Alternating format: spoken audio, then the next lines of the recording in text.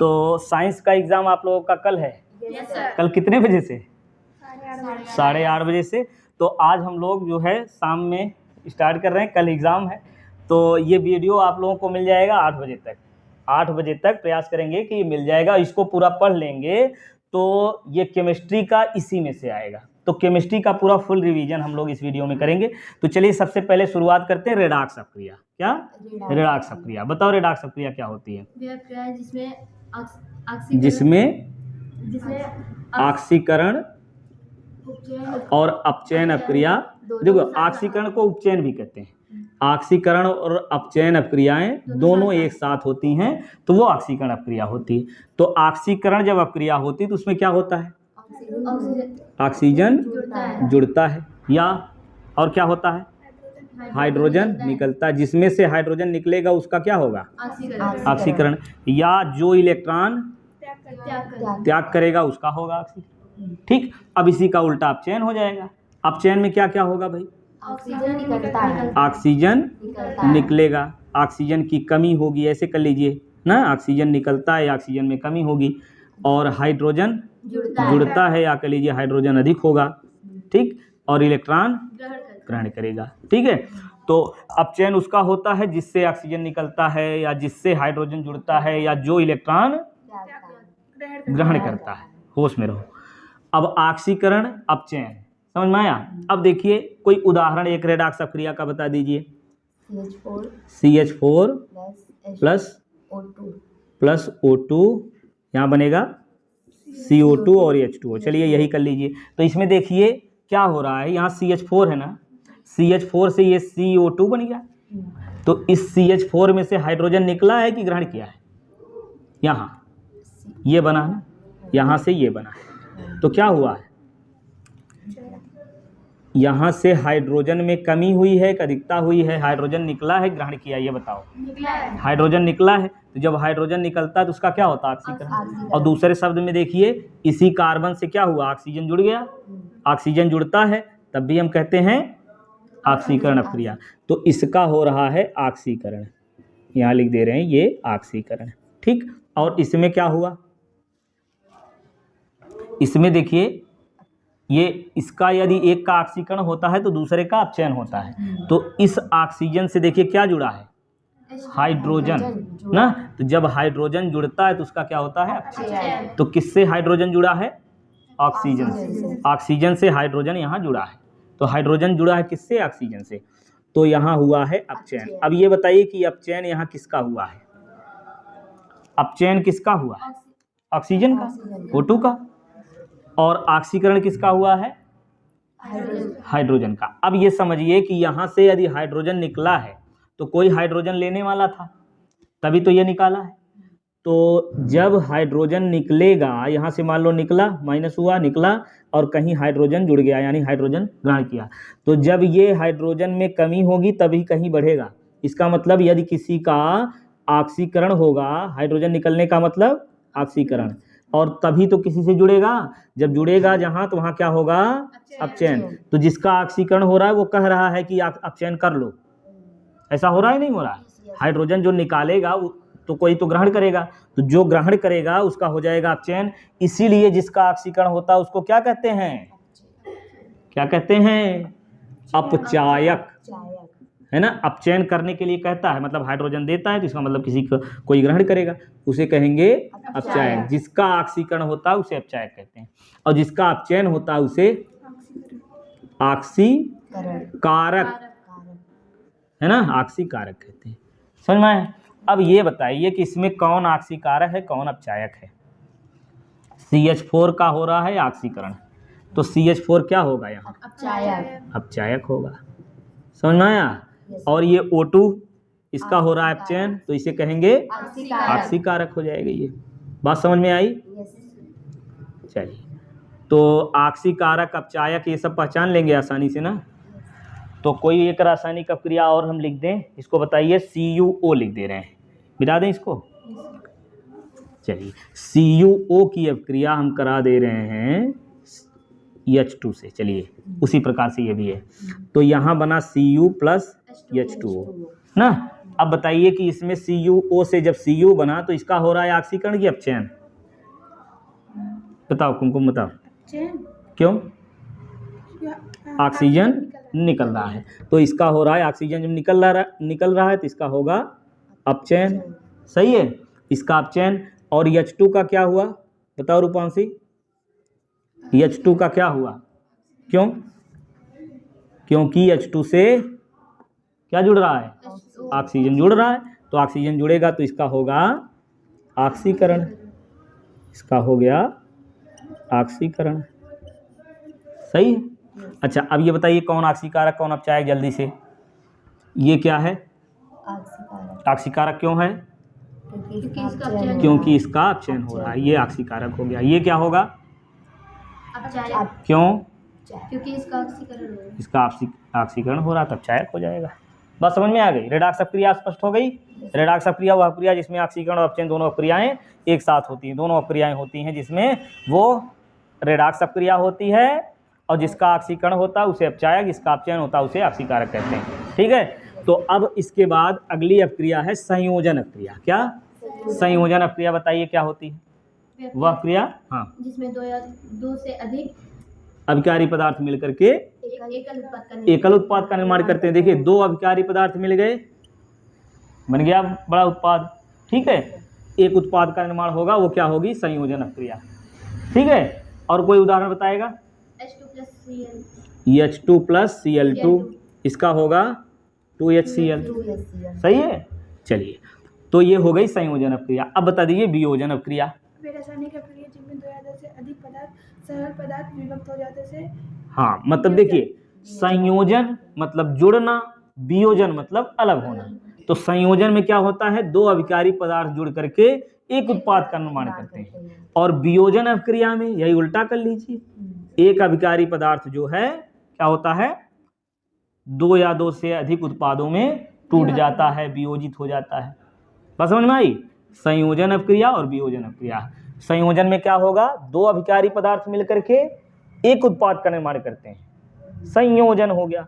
अब वियोजन में क्या होगा? एक अभिकारी पदार्थ से दो या दो से अधिक उत्पाद बनता है ना। समझ में आया? चलिए, संयोजन वियोजन हो गया। उष्मा शोषी और उष्मा क्षेपी अपक्रिया। उष्मा शोषी, अब देखिए, उष्मा शोषी, शोषी मतलब सोखी, शोषी मतलब सोखी, सोखी मतलब ग्रहण करी ना, तो ग्रहण करेगा इसका मतलब वह अपक्रिया जिसमें अपक्रिया के फलस्वरूप उष्मा ग्रहण करती है, अवशोषित करती है। समझ में? तो वह अपक्रिया जिसमें अपक्रिया के फलस्वरूप उष्मा ग्रहण होती है, उष्मा शोषी अपक्रिया होती है। और उष्मा क्षेपी अपक्रिया, उष्मा फेंकी अपक्रिया, उष्मा फेंकी, हाँ, मुक्त होती है, उष्मा उत्सर्जित होती है। एक में अवशोषित होगी, एक में उत्सर्जित होगी। समझ में? उदाहरण क्या होगा उष्मा शोषी अपक्रिया का? N2 प्लस O2 और ये 2NO। ठीक। अच्छा, उष्मा क्षेपी अपक्रिया C प्लस O2, सरल सरल याद रखिए, CO2 प्लस ऊर्जा। अब देखिए, ध्यान समझिए, इसमें कार्बन ऑक्सीजन जुड़ेगा, बनेगा CO2 और क्या बना? ऊर्जा। तो बताइए किसमें ऊर्जा निकली है, कुछ ऊर्जा ग्रहण किया है? समझो, इसमें क्या हो रहा है कि कार्बन ऑक्सीजन जुड़ा, साथ में बना कार्बन डाइऑक्साइड। ऊर्जा कहीं है? अब तक नहीं है, ऊर्जा बन गई, ऊर्जा निकल रही है। यही तो हो रहा है। तो जब प्लस करके ऊर्जा लिखोगे इसका मतलब उष्मा निकल रही है, उष्मा उत्सर्जित हो रही है, उष्मा निकल रही है, उष्मा क्षेपी अपक्रिया है। ये कौन सी अपक्रिया है? उष्मा क्षेपी। बात समझ में आ गई? उष्मा क्षेपी अपक्रिया में प्लस करके ऊर्जा रहेगी। अब उष्मा शोषी अपक्रिया में ये उष्मा ग्रहण करेगी, तो यहाँ लिखेंगे उष्मा, ये माइनस ऊर्जा, यानी उष्मा में कमी आएगी, भाई ग्रहण कर रहा है। बात समझ में आ गई?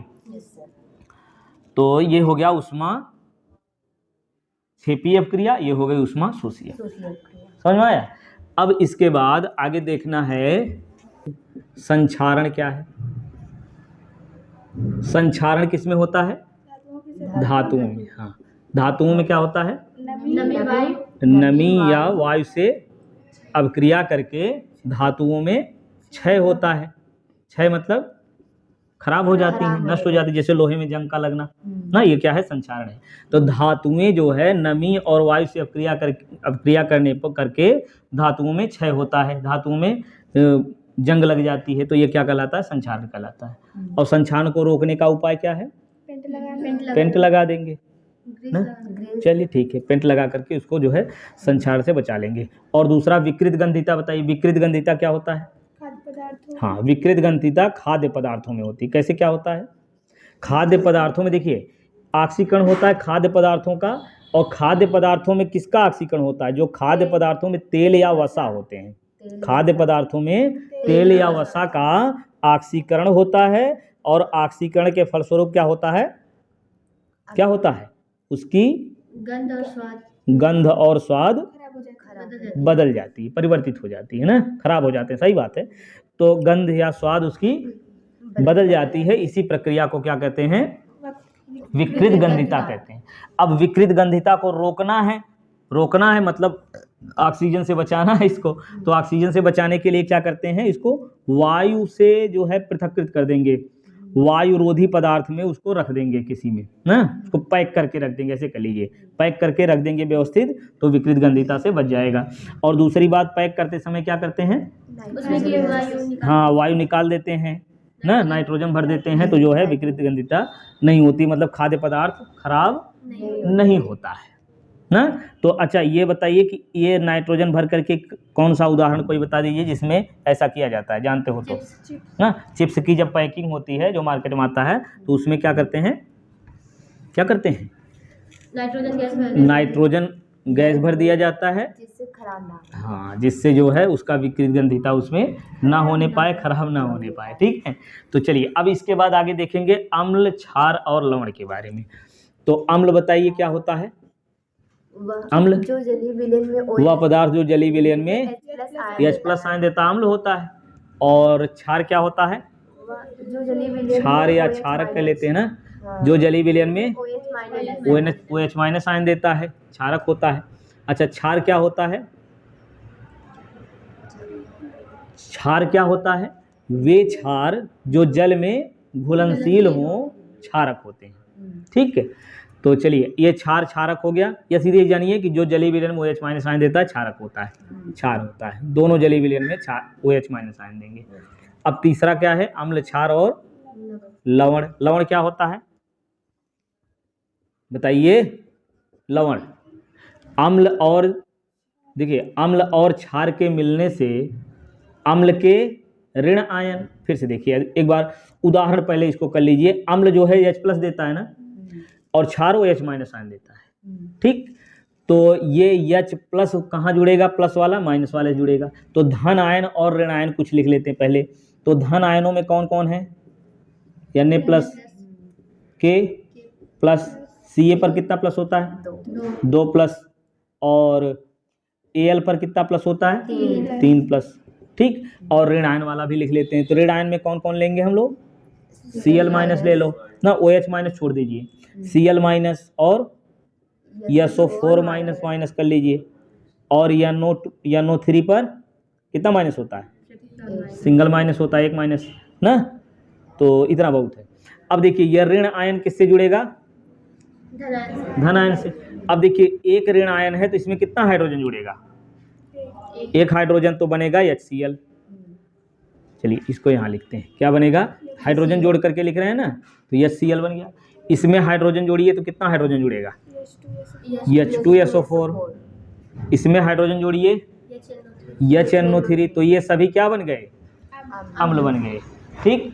और फिर क्या करेंगे हम लोग, इस ऋण आयन को, यानी OH- आयन, जो जलीय विलयन में OH- आयन देता है, वही तो OH- आयन देगा जिसके पास होगा, है ना। तो इस OH- को इस धन आयन से जोड़ेंगे तो क्षारक बन जाएंगे।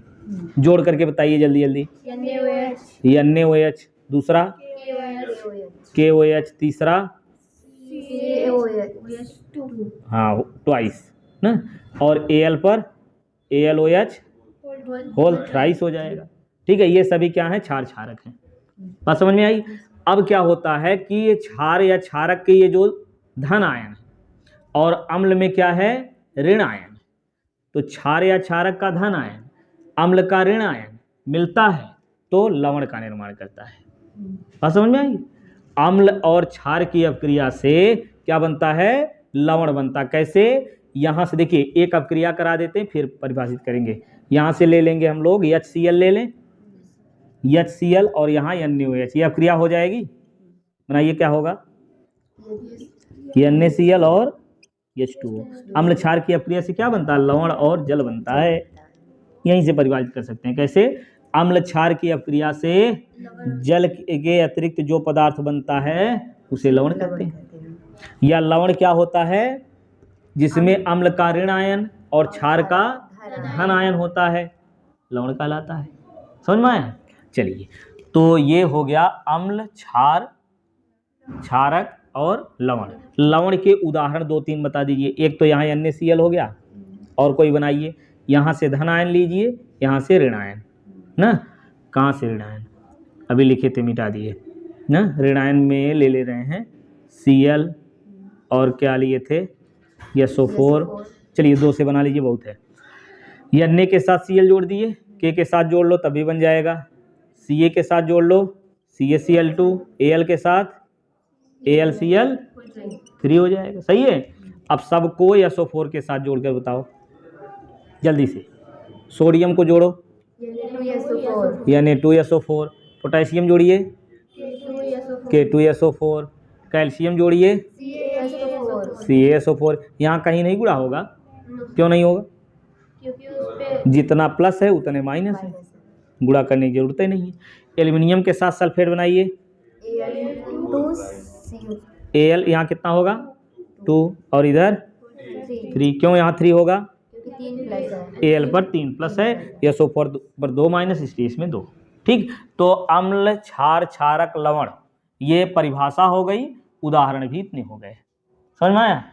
तो ये अम्ल क्षार हो गया। अच्छा, अब pH बता दीजिए थोड़ा सा। pH के माइनस log 10 H प्लस, यही फार्मूला होता है ना। यहीं से परिभाषित करिए जल्दी से। हाइड्रोजन आयन की सांद्रता के लवगणक के ऋणात्मक मान को pH मान कहते हैं ना। एक बार फिर से, हाइड्रोजन आयन की, थोड़ा तेज बोलो, सो मत। हाइड्रोजन आयन की लवगणक के मान को pH मान। ठीक है, तो ये हो गया। अब इसके अलावा देखिए, जो उदासीन होता है, उसका pH मान 7। उदासीन होता है pH मान 7, और अम्लीय होता है तो 7 से कम। 7 से कम होगा तो ये क्या होगा? अम्लीय होगा। और क्षारीय होगा तो 7 से अधिक। ठीक है। अच्छा, इस पर न्यूमेरिकल जो है हम पूरा एक वीडियो बना दिए हैं, उसको लिंक में डाल देंगे, देख लीजिएगा आप लोग। आप लोगों को तो आ रहा सवाल, बताएंगे? चलिए एक सॉल्व करके बताइए थोड़ा सा हमको। तो ये दे रहे हैं, विलयन में हाइड्रोजन आयन की सांद्रता 1 × 10⁻⁵ है। ठीक है, मोल प्रति लीटर है। इस विलयन का pH मान निकालना, निकाल के बताओ। चलो 5 आएगा, निकाल के बताओ कैसे निकालोगे। हाँ, सो मत निकालो, बत्ती सी दिखाती है। नहीं आ रहा तो रहने दो, जल्दी करो। चलो तुम निकालो।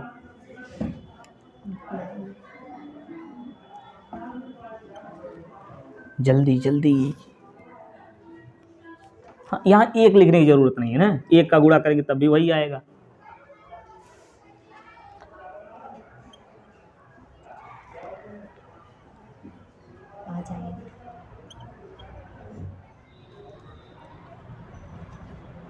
इसके बाद हाँ ठीक है, 10 यहाँ 10 है ना, तो इसका मान कितना होता है? 10 आधार पर यदि हो तो कितना होता है? pH बराबर यही तो आएगा, थोड़ा ऊपर लिखना है इसको। तो कितना आएगा? लो लगाओ, ये 10 का मान कितना होगा? 1। अब फिर लिखने की जरूरत नहीं भाई, ये 10 का मान कितना? 1 हो गया, तो ये आ गया 5 ना। अब ये बताओ कि ये विलयन अम्लीय होगा क्षारीय होगा? अम्लीय। क्यों? 7 से कम है तो अम्लीय होगा। चलिए ठीक है। अच्छा, इसके बाद अब देखेंगे हम लोग ये धावन सोडा। तो धावन सोडा का पहले फार्मूला बता दीजिए, क्या होता है? Na2CO3 10H2। धावन मतलब धोवन, याद रखिए, पानी बहुत ज़्यादा है ना। सोडियम कार्बोनेट, ठीक। ये क्या है, बेकिंग, ये है धावन सोडा ना, और दूसरा होता है भी बेकिंग सोडा, बताना है NaHCO3, ठीक है। ये बेकिंग सोडा, ये है धावन सोडा।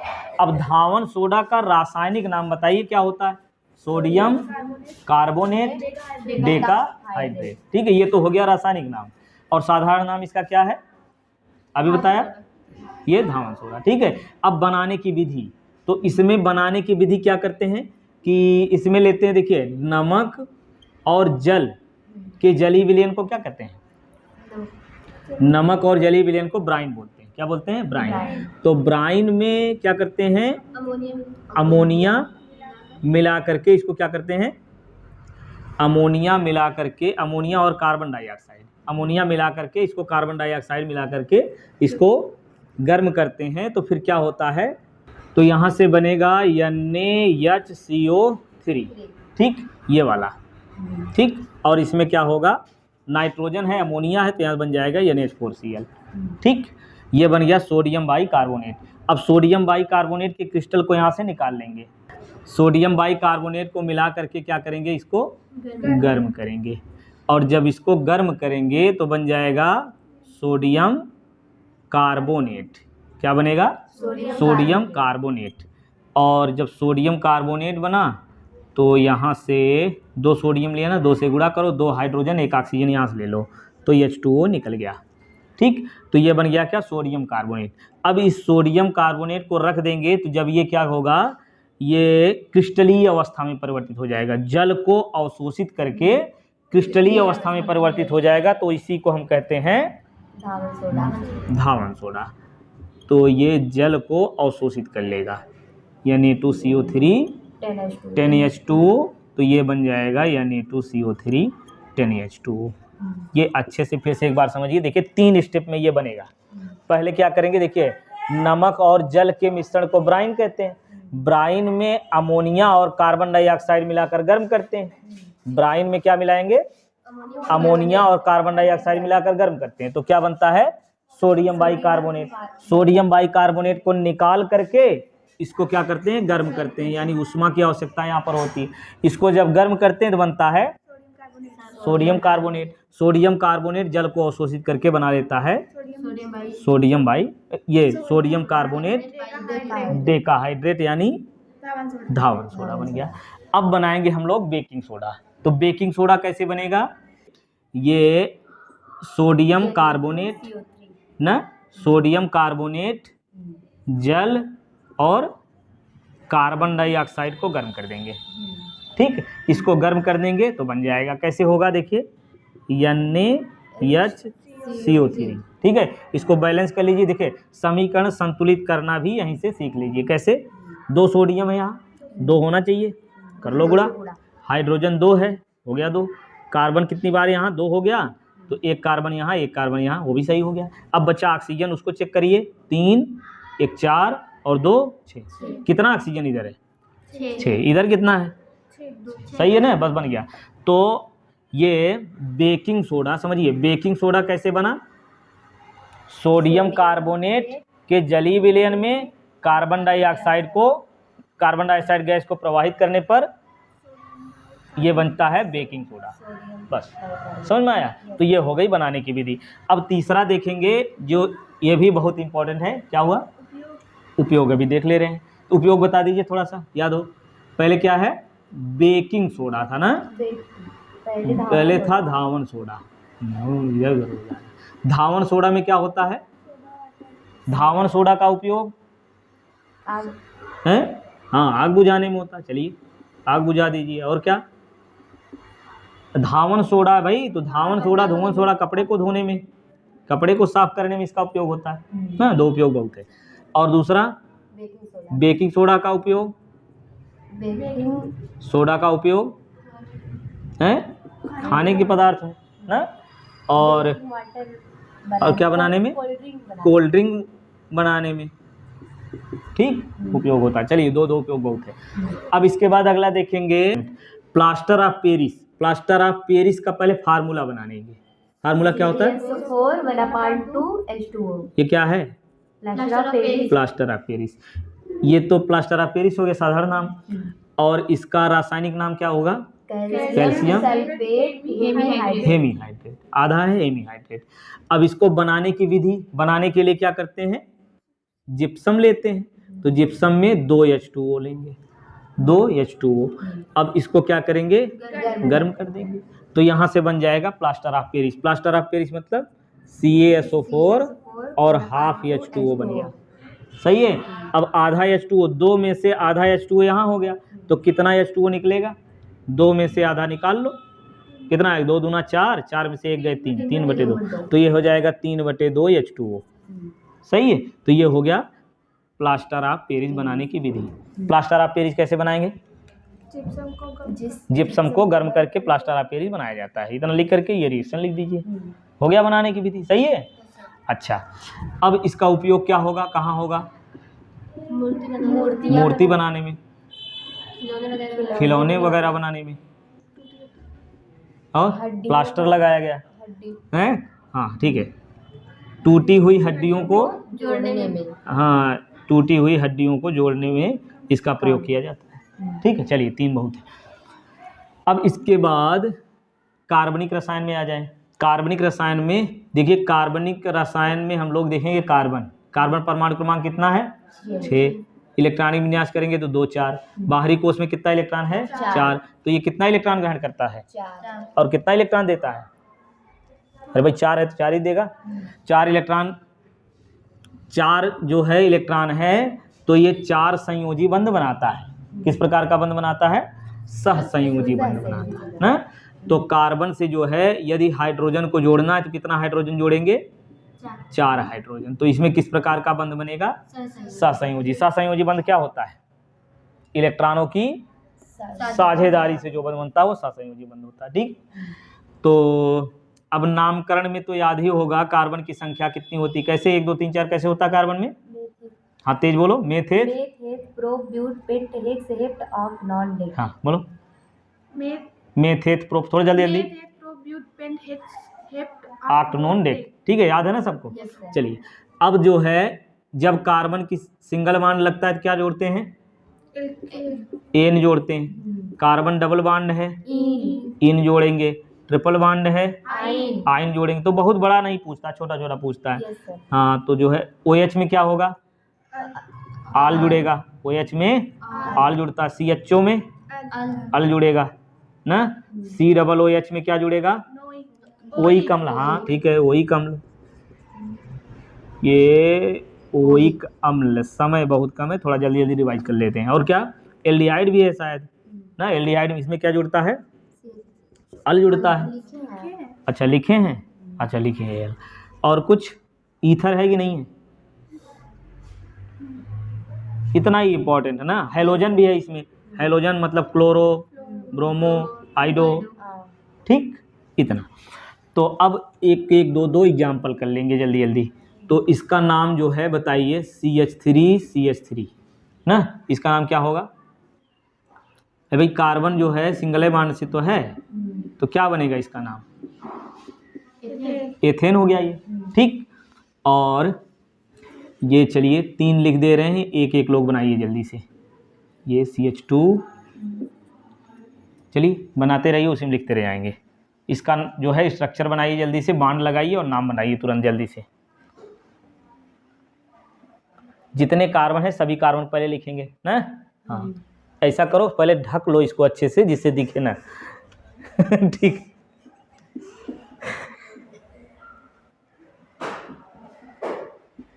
ये बहुत बढ़िया। ठीक है, दूसरे वाले कार्बन में हाइड्रोजन है ना एक, उसको भी लगाओ। चलिए बॉन्ड पूरा करो पहले, 4 बॉन्ड ना। यहाँ 2 है, 2 हाइड्रोजन। ठीक तो है, बॉन्ड सही करो।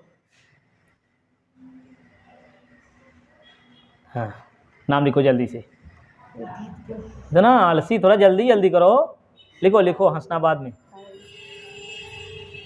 मेथेट प्रोप, प्रोप में क्या जुड़ेगा? हाँ ठीक है, प्रोपीन। ठीक है, दूसरा बनाइए। CH3 CH CH CH3। ठीक है, इसको बनाइए जल्दी से।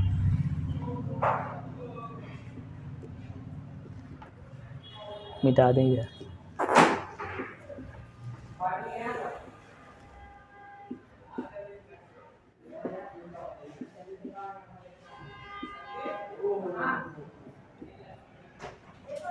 चलिए बांध लगाइए जल्दी से।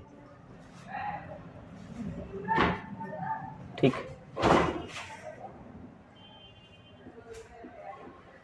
ब्यूटीन कितना? ब्यूटीन 2। ठीक है, चलिए CH3CH, ये मान लो चलो CH, यहाँ CH ऐसे है। इसको बना के बताइए।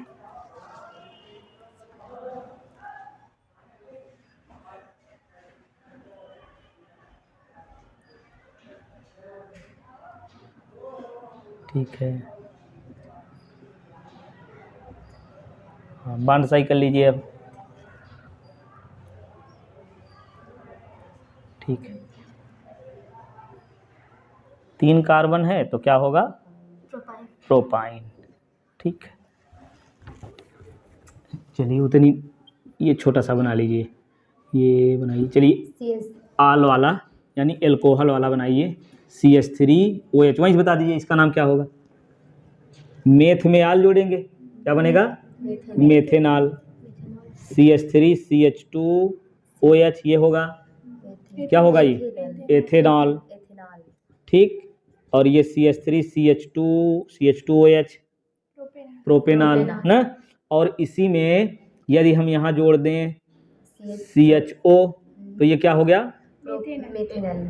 2 कार्बन है, 2 कार्बन है, एथेनॉल। और ये क्या बनेगा? प्रोपेनॉल। ऐसे होता है, ये आल हो जाएगा। अच्छा, इसके अलावा ओइक अम्ल वाला HCOOH ना, ये क्या है? मेथेनोइक अम्ल। हाँ, और ये होगा CH3COOH एथेनोइक अम्ल। HCHO क्या होता है? एथेनॉल अभी लिखे थे। CH3CHO methanol, ethanol, methanoic, ethanoic ना। साधारण नाम इन चारों का याद है? फार्मिक अम्ल, एस्टिक अम्ल, फार्मेल्डिहाइड, एस्टेल्डिहाइड। बहुत बढ़िया, ठीक है ना। अच्छा, और कोई? अच्छा, जिसमें डबल 2 बांड हों उसको बनाइए थोड़ा सा। CH3CH और ये चलो यहाँ लिख दे रहे हैं CH। ठीक, अब इसको बताइए, हम लिखते चल रहे हैं। 1 2 3 4 5 कार्बन है, पांचों को लिखेंगे। 1 2 3 4 और ये 5वां कार्बन। इस कार्बन से कितना हाइड्रोजन है? 3 लगा दीजिए। इसमें एक यहाँ, एक यहाँ, कोई नहीं, यहाँ एक हाइड्रोजन। ऐसे अब बांड सही करिए, कितना लगेगा? 3। सही है ना। चलिए नाम बताइए, यहाँ कितना होगा? डबल ना। बताओ किधर से गिनेंगे, इधर से या इधर से? जिधर से क्रियात्मक समूह नजदीक हो उधर से गिनेंगे। अगर डबल बांड ट्रिपल बांड दोनों बराबर दूरी पर हो तो उधर से गिनते हैं, जिधर डबल बांड नजदीक हो, यानी वरीयता श्रेणी में डबल बांड आगे होता है। चलिए तो यहाँ से गिनिए, क्या होगा ये? 1 2 3 4 5 ना। तो नाम क्या लिखेंगे? पेंट। पेंट पहले नंबर पर आइन और तीसरे पर इन है। 1 आइन, कितना? 3 इन। ठीक है, इस टाइप का बना लेंगे। देखिए अक्सर एग्जाम में जो है इस तरीके से ये बांड बना करके देता है, फिर उसका नाम लिखना होता है ना। तो IPSC नेम इतना तो पर्याप्त हो गया। चलिए ये जो है हैलोजन वाला भी 1 2 देख लेते हैं। ये CH2Cl, इसका नाम क्या होगा? क्लोरोएथेन। ये क्या है? क्लोरोएथेन। CH3Cl chloromethane. और ये CH3CH2, अच्छा एक थोड़ा सा ये बनाइए Cl, यहाँ लिख दे रहे हैं CH3। इसका नाम क्या होगा? कार्बन की पहले लंबी श्रृंखला गिनेंगे ना, 1 2 3 4 कार्बन, तो इसका नाम क्या होगा? हाँ, क्लोरो किस नंबर पर है? क्लोरो दूसरे नंबर पर, तो 2 क्लोरो ब्यूटेन। 2 क्लोरो ब्यूटेन, यही होता है। चलिए और प्रैक्टिस करेंगे, आगे बढ़े। आगे बढ़ो। चलिए, तो इसके बाद आईपीएससी नेम के बाद हमको क्या पढ़ना है, पीएच मान, ये वही हो गया। विद्युत रासायनिक श्रेणी, क्या विद्युत रासायनिक श्रेणी क्या होती है? धातुओं के मानक इलेक्ट्रोड विभव को के बढ़ते क्रम में रखने से जो श्रेणी बनती है वो होती है विद्युत रासायनिक श्रेणी ना। मानक इलेक्ट्रोड विभव क्या होता है? जब किसी धातु की क्षण को उसी धातु के जलीय विलयन में डुबोते हैं तो जो विभव उत्पन्न होता है उसे इलेक्ट्रोड विभव कहते हैं। और यही काम 25 अंश सेंटीग्रेड ताप और 1 मोलर सांद्रता के जलीय विलयन में जब करते हैं तो जो विभव उत्पन्न होता है उसको क्या कहते हैं? मानक इलेक्ट्रोड विभव। तो 25 अंश सेंटीग्रेड के ताप पर 1 मोलर सांद्रता के जलीय विलयन में जब धातु की क्षण को डुबोते हैं तो जो विभव उत्पन्न होता है उसे मानक इलेक्ट्रोड विभव कहते हैं ना। अब मानक इलेक्ट्रोड विभव अलग अलग धातुओं का निकालेंगे और क्रम से रख देंगे तो बन जाएगी विद्युत रासायनिक श्रेणी। अब विद्युत रासायनिक श्रेणी बता दीजिए, कैसे याद किए हो? हैं? काशीनाथ का मान फीके पकाता है, पकाओ। ये क्या है? काशीनाथ का क्या लिखे? का माली के लिए क्या लिखे? mg। आलू, आलू एजी की एल, आलू जरा आगे। फीके क्या लिखे हैं? एफी क्या है? आयरन है, लोहा। फीके पकाता है, पीबी है, हाइड्रोजन हो गया ना। इसके बाद तो ऐसे याद रखिए, कापर, मरकरी, सिल्वर, प्लेटिनम और ये गोल्ड ना। ये हो गई विद्युत रासायनिक श्रेणी कम से।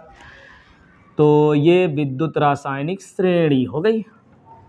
अब इसमें क्या होगा, देखिए मानक इलेक्ट्रोड विभव के बढ़ते क्रम में रखा गया ना, तो किसका मानक इलेक्ट्रोड विभव ज़्यादा होगा? ये Au का है। Au मतलब गोल्ड ना, सबसे ज़्यादा मानक इलेक्ट्रोड विभव इसका होगा। सबसे कम इसमें जितना लिखे हैं पोटेशियम सबसे कम होगा। अब देखिए जिसका मानक इलेक्ट्रोड विभव ज़्यादा होता है उसकी सक्रियता कम होती है। तो इसमें कौन कम सक्रिय है? Au कम सक्रिय है। ज़्यादा सक्रिय कौन है? पोटेशियम। तो सक्रियता जो है किसकी ज़्यादा होगी? पोटेशियम की। जैसे जैसे इधर आएंगे सक्रियता ज़्यादा होगी ना।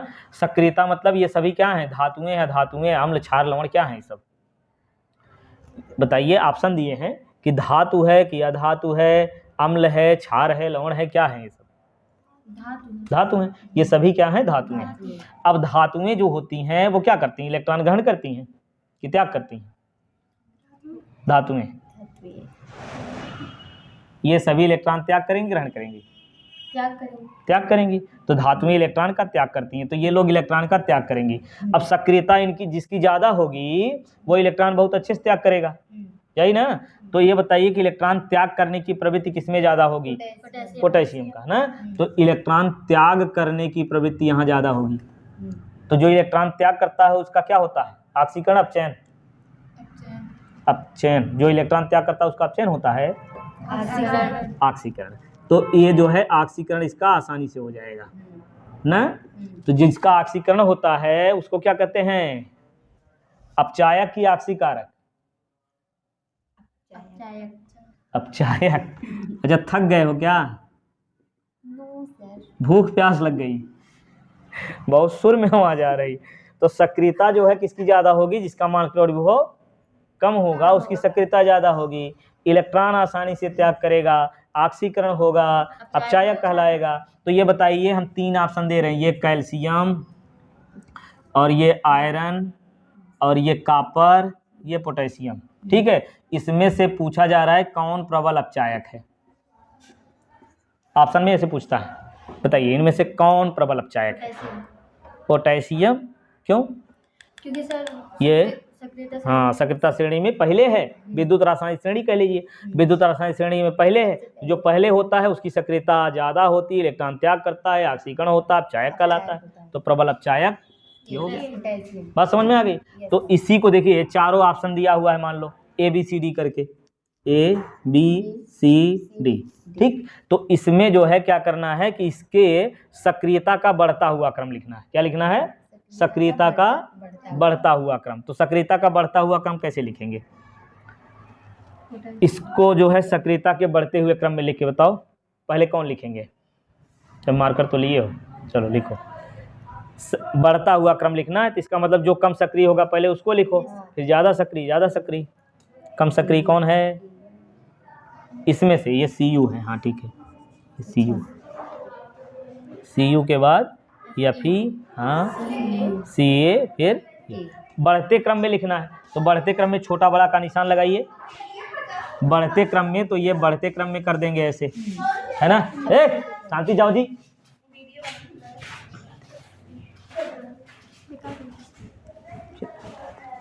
हाँ, सक्रियता का बढ़ता हुआ क्रम, घटता हुआ क्रम, बढ़ता हुआ क्रम अब होगा, हाँ बढ़ता क्रम है। अच्छा ये सक्रियता का बढ़ता हुआ क्रम हो गया। अच्छा, अगर घटते क्रम में लिखना है तो कैसे लिखेंगे? रूपांश से लिख के बताओ थोड़ा। हाँ, घटते हुए क्रम में। ठीक है, आगे आ जाओ। चल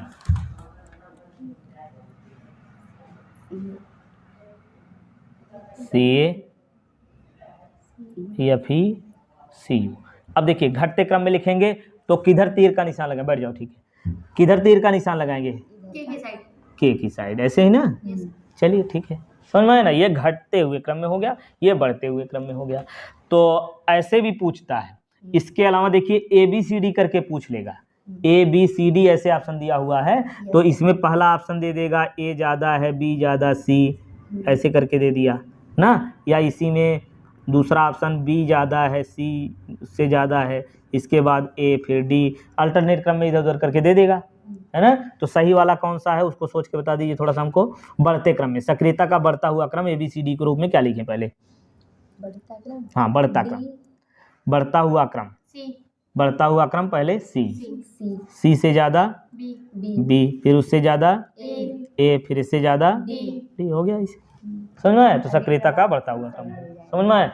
चलिए, अच्छा इसके अलावा एक प्रश्न और इसमें पूछता है। कभी कभी जो है ये मानक इलेक्ट्रोड विभव दे दिया जाएगा और उसमें पूछेगा कि इसमें कौन सक्रिय है, या सक्रियता का बढ़ता हुआ घटता हुआ क्रम निकल लेंगे ना। तो करके बताइए। जैसे मान लीजिए A, B, C, D ये 4 धातुएं दी हुई हैं।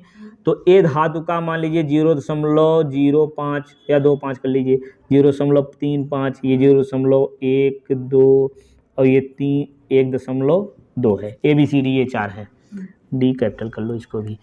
तो इसमें जो है क्या करना है, इसका सक्रियता का बढ़ता हुआ क्रम लिखना है। इसमें क्या करना है? सक्रियता का बढ़ता हुआ क्रम। तो सक्रियता का बढ़ता हुआ क्रम लिखने के लिए पहले हम क्या करेंगे? मानक इलेक्ट्रोड विभव का बढ़ता हुआ क्रम लिख लेंगे।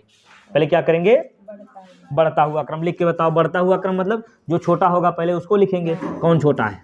1.2। ये छोटा है 0.12, ये सबसे छोटा है। 0.12, इससे ज़्यादा 0.25, इससे ज़्यादा 0.55। अच्छा, यहाँ 5 लिख देते तो क्या बड़ा हो जाता? नहीं होता, 1.0। ठीक है। अब इससे बड़ा कौन है? 5, सबसे बड़ा 1.2। ठीक।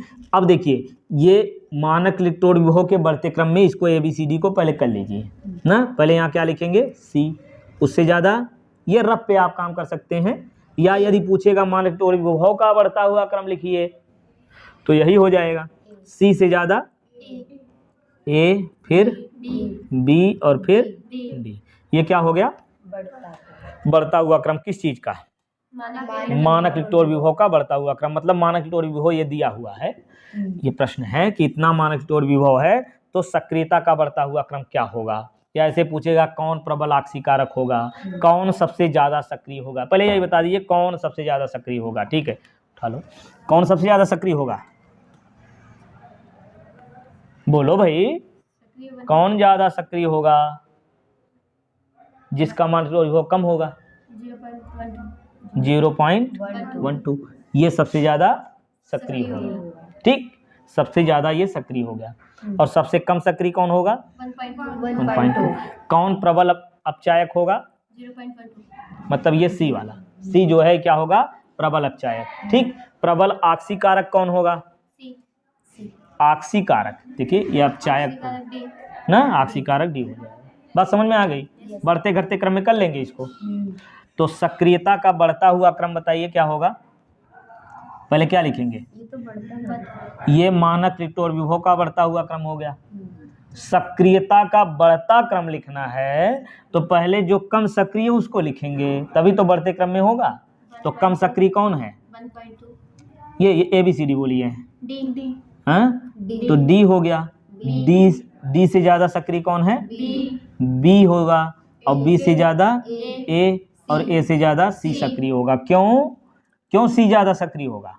क्योंकि वो ट्रिपल हाँ, मानक रिक्ट और विभव इसका कम है ना, मानक रिक्ट और विभव कम है, सक्रियता ज्यादा होगी, तो सक्रियता का बढ़ता हुआ क्रम हो गया ये। ठीक, इस प्रकार से विद्युत रासायनिक श्रेणी पर प्रश्न आते हैं। हाँ? और क्या हुआ, थक गए? नहीं। तो इसके बाद अब देखेंगे हम लोग, अब देखेंगे हम लोग क्या, साबुनीकरण थोड़ा सा, है ना। साबुनीकरण क्या होता है? पहले तो साबुन क्या होता है ये बताइए। साबुन, उच्च वसा अम्लों के सोडियम तथा पोटेशियम लवण को साबुन कहते हैं। उच्च वसा अम्ल क्या होते हैं? वसा अम्ल देखिए ये होता है ना कार्बोक्सिलिक अम्ल वाला, तो उच्च वसा अम्ल में ये जो एल्किल समूह होता है ये उच्च वाला लिया जाता है ना। एल्किल का सूत्र क्या होता है? CnH2n+1 +1 ना। एल्किल, एल्केन का क्या होता है? +2, उसी में से एक हाइड्रोजन कम कर लो तो एल्किल बन जाता है। तो यहाँ जो है कितना लेते हैं? 17 और 15 वाला, तो 17 कार्बन वाला ये एल्किल समूह, बताओ साक्षी कितना होगा? 17 कार्बन वाला, तो यहाँ 17 लिखेंगे तो 17 दूनी 34 से 35 हो जाएगा। COONA। अरे बस ये जो है एल्किल समूह है ना, COONA, चलिए बोल रहे हो तो लिख देने। ये है क्या? साबुन का सूत्र। साबुन का सूत्र। इसका नाम क्या होगा? रासायनिक नाम, ये तो साबुन है ही। हाँ, रासायनिक नाम सोडियम स्टीयरेट। ये क्या है? स्टीयरेट।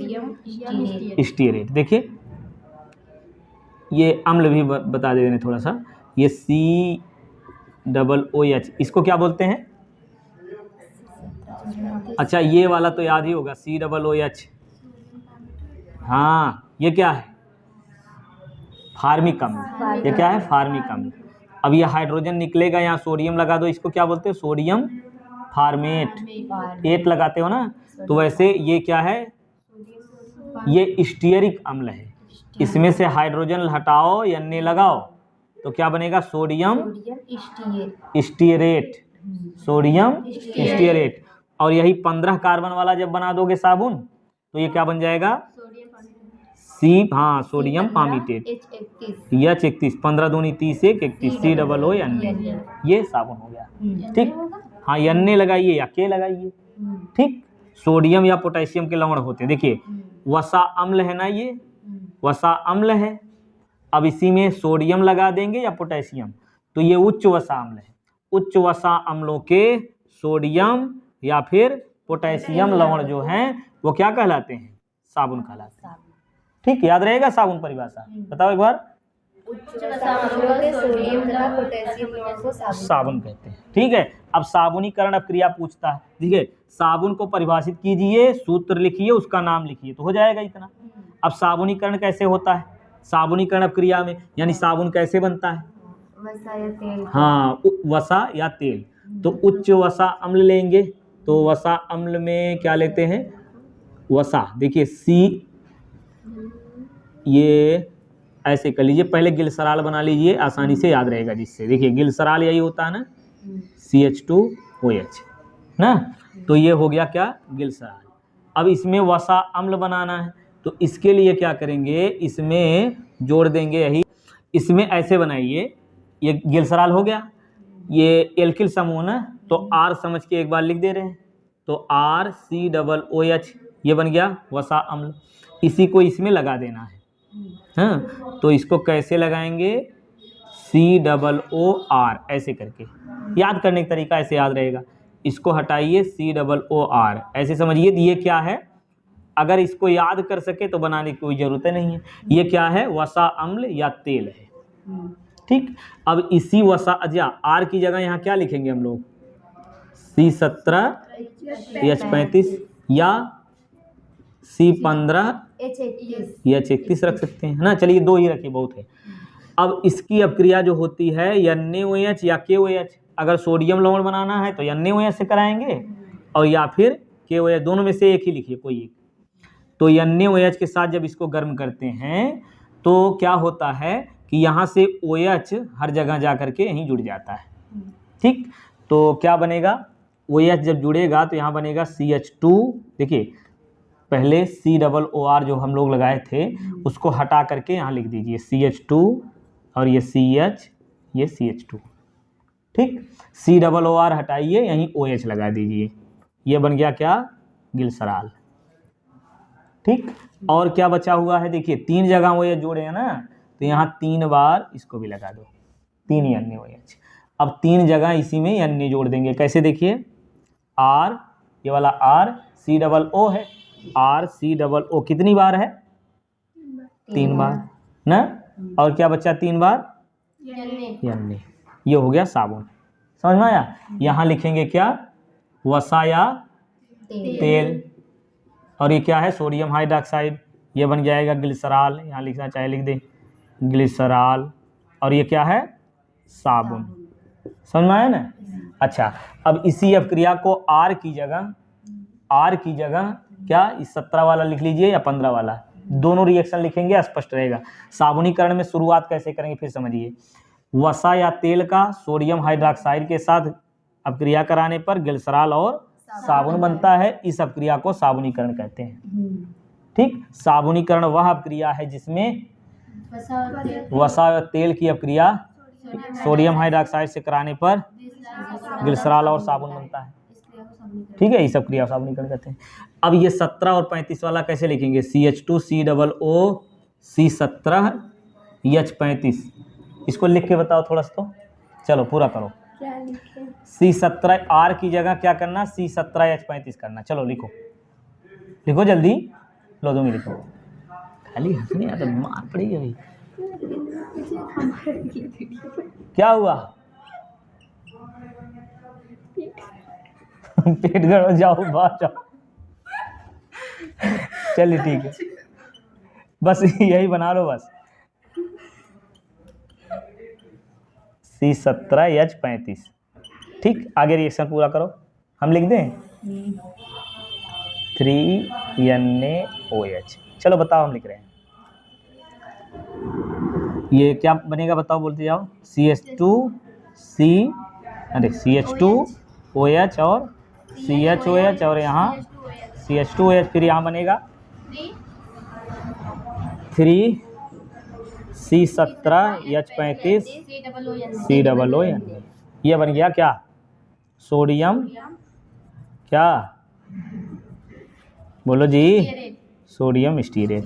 ठीक है, चलिए तो इतना पढ़ लीजिए, और बाकी सब तो आप लोग तैयार ही कर लिए हैं ना, और पूरा अच्छे से रिवाइज करके जाइए और स्पष्ट रूप से लिखिए, जैसे बताया गया कि प्रश्नोत्तर नंबर कैसे डालना है, स्पष्ट रूप से लिख करके, और पहले वाले शुरुआत वाले पेज में इस प्रकार से नाम भरिए कि जो है कहीं गलती ना हो, गलती से एक जगह मिस्टेक कर देंगे तो कॉपी चेक नहीं होगी, वहाँ बहुत सावधानी से भरिए ना।